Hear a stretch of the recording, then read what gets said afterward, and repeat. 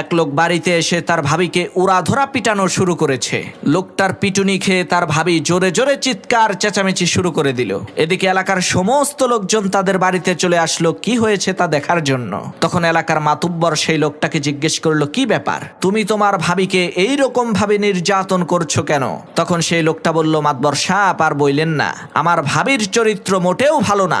মাতবর বলল, আচ্ছা তাই নাকি? তো তোমার ভাবি কি এমন খারাপ কাজ করেছে যার কারণে তুমি তাকে এইরকম ভাবে পেটাচ্ছ? তখন সেই লোকটা বলল, মাতবর সাহেব কি বলবো দুঃখের কথা, আমাদের এই এলাকার যাকে আমি জিজ্ঞেস করি, কি ভাই মোবাইলে কার সাথে কথা বলেন, আজব ব্যাপার, সবাই বলে তোমার ভাবির সাথে কথা বলি। তাহলে মাতবর সাহেব আপনিই বলেন আমার ভাবির চরিত্র কত খারাপ, সে এলাকার সমস্ত পরপুরুষের সাথে মোবাইলে কথা বলে। তখন মাতবর বলল, আরে বেয়াকুব, আসলে বিষয়টা এইরকম না। আসল বিষয় হলো ওই লোকেরা তাদের নিজেদের স্ত্রীর সাথেই মোবাইলে কথা বলে। এলাকার লোকজন যেহেতু সম্পর্কে তোমার ভাই হয়, তাহলে তাদের স্ত্রীরা সবাই তো তোমার ভাবি হয়, এ কারণেই সবাই বলে তোমার ভাবির সাথে কথা বলছে।